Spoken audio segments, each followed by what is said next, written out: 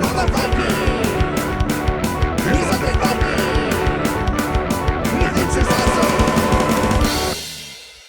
everybody, it's me, Undead Viking. I'm here to talk to you about this game. It's called Scoundrel Society. Scoundrel Society takes the players and makes them into con men or women or grifters, and they are all concentrating on a single mark. Somebody that maybe is in the high society or has just too much money to know what to do with. And each person is going to be using their charm and their guile to steal items of value from them, which could be their yacht or a deed to land, or just as simple as a bunch of gold coins or rubies and emeralds and things like that. You will be taking these items and stealing from them, but you have to watch out for the other players because they're going to be using their abilities to steal items back from you, or also trying to put suspicion on you, because whoever gains the most suspicion, either through their actions or through the items that they take, is going to end up getting arrested at the end of the game. And even if they have the most money of everybody, you're in jail, so you don't get to win. So let me show you how to play Scoundrel Society. It is a rather quick playing game, and it has some quick playing rules. And then we'll come back here and I'll tell you exactly what I think of this one. Alright, awesome. Let's do this. Alright, it's time to learn how to play Scoundrel Society. So, when you begin the game, this is what it's going to look like. Each person is going to start with a copper coin treasure, and also they're going to start with 5 action cards. Everybody gets the same exact action cards. Sneak, Store, Switch, Scheme, and Snatch. And I'll go into more into those in just a brief moment. You will then, after you begin the game, you will take this giant deck of loot that you're going to be grifting or stealing from the privileged members of society. And, you know, this is a giant deck of cards. These, I'll just show you one here, like the tapestry. The little symbol in here tells you what type of item it is, and that'll affect certain actions and certain things that happen in the game. So this means it's kind of like an art object, obviously. And then here tells you how much it's worth. It's going to be worth 4 points or 4 money at the end of the game. Whoever ends up with the most stuff that's worth the most is going to win the game. And then this little fingerprint here is the suspicion value. The higher the suspicion value, usually the more valuable the object is. But also suspicion, unfortunately, whoever ends the game with the most suspicion loses the game, so automatically, and then because they get arrested. And then here's this little thing where it is an ability. When you steal this from the mark, you gain a suspicion token. Not only is it going to be worth a suspicion token at the end of the game, but also when you steal it, you gain one extra. But the reason why you just gain one of these little tokens is because you can get rid of those tokens from time to time, depending on abilities that your thief will have, and also actions and what have you. So the first thing you're going to do is we're just going to shuffle these up. Take 3, 4, 5, 6, 7, 8, 9, 10. We're going to take 10 cards, and not without looking at these. We're going to take this. This is the Constable Cramphorn. He is the guy. Whenever you draw this card from the deck, it signifies the end of the game, and then whoever has the most suspicion loses. So you take this. Notice how it looks exactly the same. You get this shuffled back in here. You shuffle them around like so, and then you put this on the bottom of the deck. So you know once you get close to the bottom of the deck, you're going to be coming up to the end of the game. And so you do that. That sets up the loot deck. All right, the next thing you're going to do is you're going to take these cards, and these are the mark, the people you're going to be stealing from. And so they'll have a certain thing like the Reclusive Artist. If you get an art loot, it's worth +1 money. Or the Air, the little pages here, those are worth +2. Anyway, so you shuffle these up, and you grab one, and then we're going to get the Widow. So anything that this is I forget what it is called. It's it's loot that has a sentimental value, I believe it is. But every loot has sentimental value is going to be worth +1 money. So we're going to take this, and we're going to put this right here so we remember that loot is worth more. And then finally, and then the rest of those marks aren't used. And then finally, you have this deck, and these are the actual scoundrels. These are the thieves people are going to be playing. And you're going to deal these out randomly. And let's just grab one here at random. For me, I have Butterfield. Butterfield, place 1 loot. And this is, okay, I should say, these are the 2 abilities they have. One of the actions cards that you have actually makes you use your Grift ability. And the Grift ability for Battlefield is place 1 loot with 0 suspicion into your stash.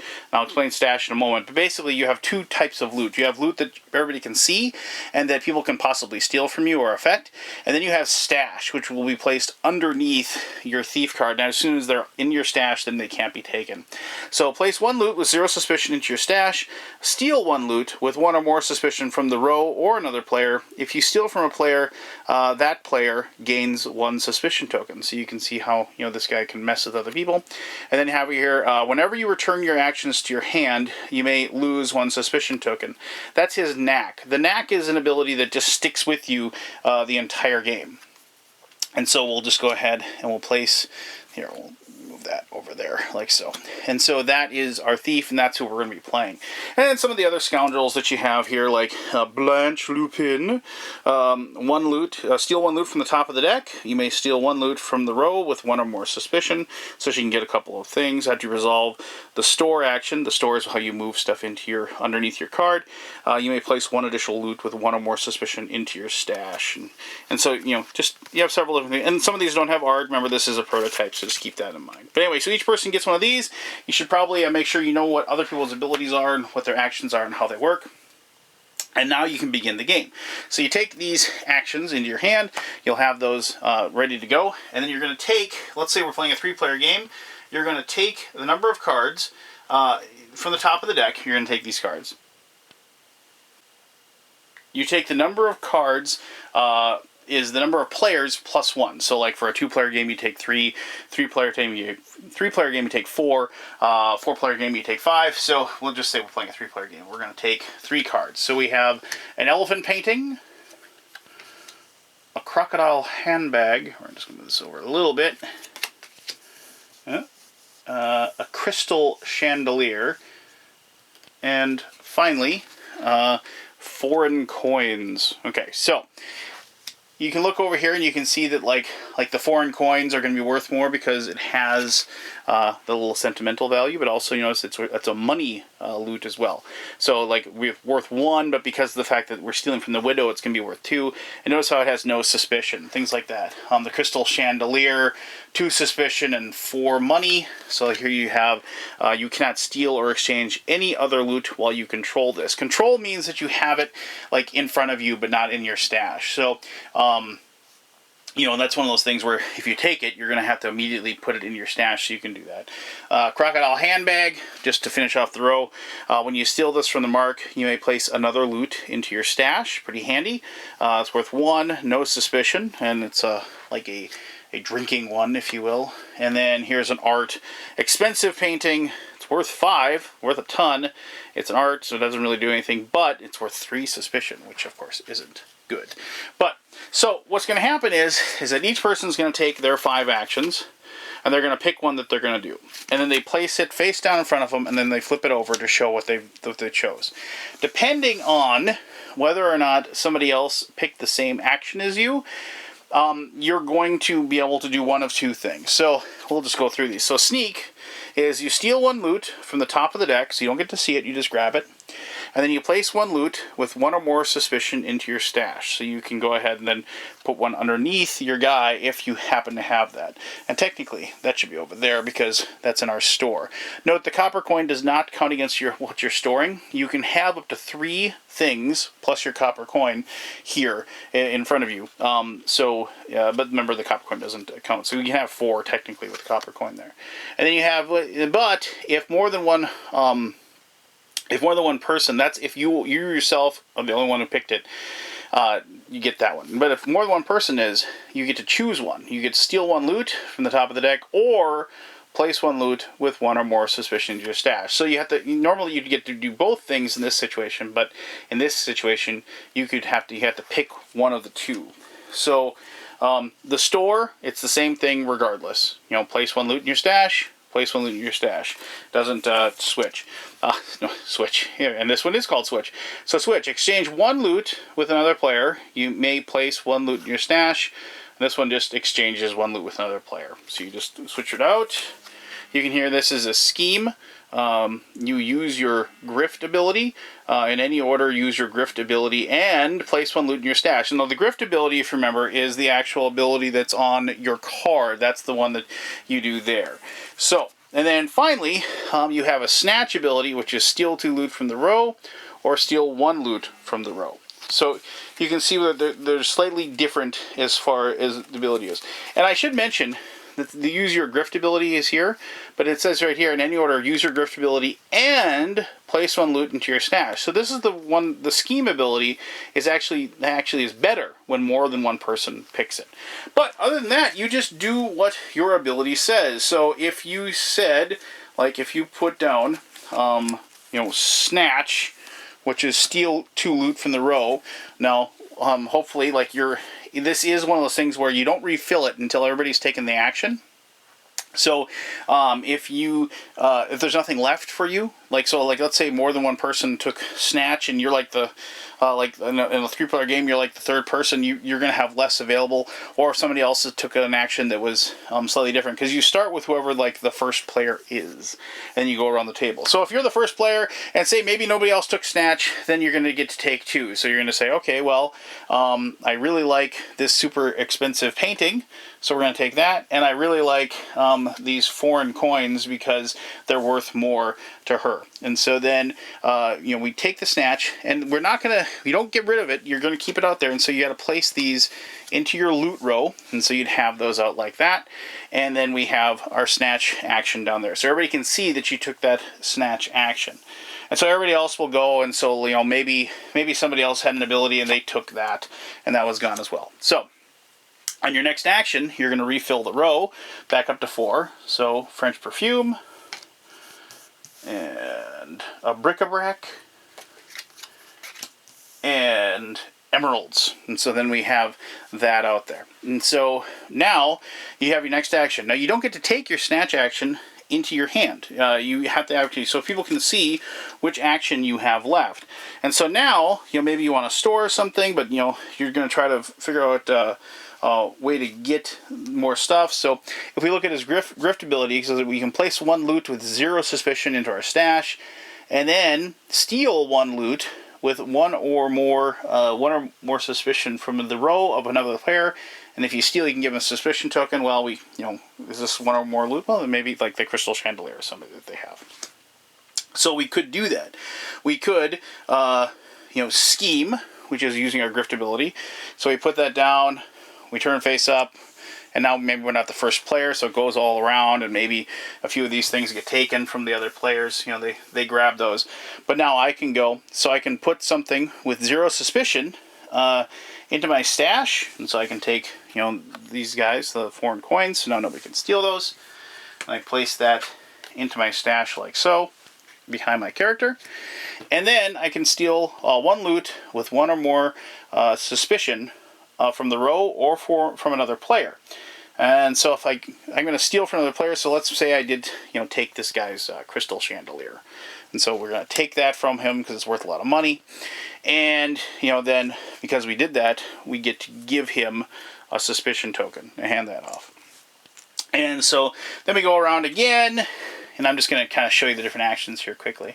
So we have a yacht, which is worth 7, bonds, which are worth 3, and an exotic pet, which is apparently some purple rhino, but it's got sentimental value, so it's worth more because of the widow.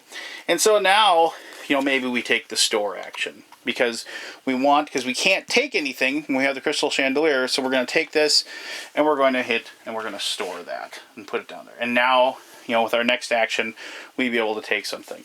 And so that's how the game continues. I'm not going to show you each and everything, but remember, with a sneak, you steal 1 loot from the top of the deck and place 1 loot with 1 or more suspicion into your stash, or switch, exchange 1 loot with another player, and then place 1 loot into your stash. And so you can notice, since you have to play all of your cards, it is very important that you have a good reason to switch. So you got to make sure you have something crummy, like your copper coin or something, to switch with somebody and to grab their thing. Now, occasionally you're going to have actions where you're not going to be able to do everything that's on the action that you're going to have available to you.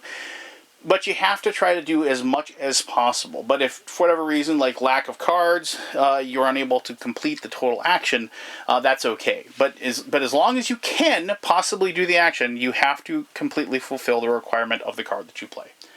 All right, so there you go. I mean, then the game just continues until we get through this deck.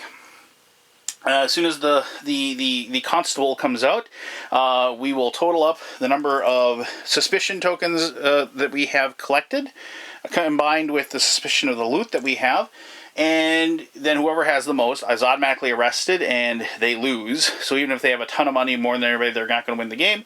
And then everybody then counts up how much they have in total, plus any modifiers like the widow here, and then whoever stole the most money, most valuable stuff, will win the game. All right, let me tell you exactly what I think of Scoundrel Society here in my conclusion. Alright, so there you go. That is how you play Scoundrel Society.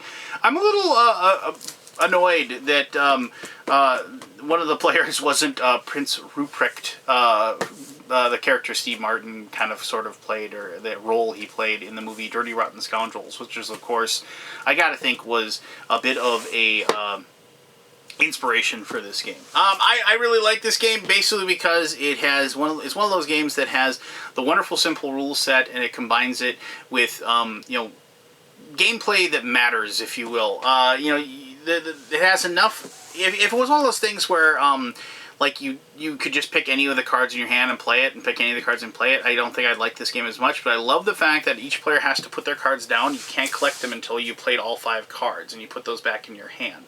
And because, then you can kind of watch what other people have played, and you can make educated guesses as to what they're going to be playing next. And I always do like the type of game where it's like, if communal actions will sometimes be worse or better in rare cases, depending on the cards. And so if you can kind of outthink the person that's sitting across the table and figure out what they're going to play, and then purposely play that card, to either muck up what they're trying to do, or help yourself out by picking something different, I think the game shines at that point, because it goes beyond the actual mechanisms of the game, which are great in this part. I love games with like just the different cards that just break the rules in some way, and like you take a certain treasure, and then the treasure tells you to do something else, things like that. I've always liked games like that. But when you can actually add in the real interaction, the real trying to, not just the interaction of this card lets me steal something from you, but the interaction of me trying to deduce what you're going to do and which cards you're going to play. I love that aspect of the game. I love the mind games that games will present to me, and so it is one of those like really thoroughly enjoyable quick card games, and this is definitely in my my lunch bag for work when I get together with my buddies to eat our sandwiches or what have you, and play a game. This has been played repeatedly by us, and we have a lot of fun with it. So I'm excited to see this one published, because of the fact that I'm pretty sure they have a ton of different ideas for more thieves, more marks, more loot, and what have you. And I look forward to seeing it in its final creation, if you will. So there you go. If you like quick little card games, if you like the movie Dirty Rotten Scoundrels, if you like kind of being a spoiled bad guy, then I think you're probably going to really enjoy Scoundrel Society. So if you have any questions about the game, please post those. I'll answer those to the best of my ability. I actually played this game. I was worried. Honestly, I was worried about playing this game 2 players. I didn't know how it would play, but it actually was.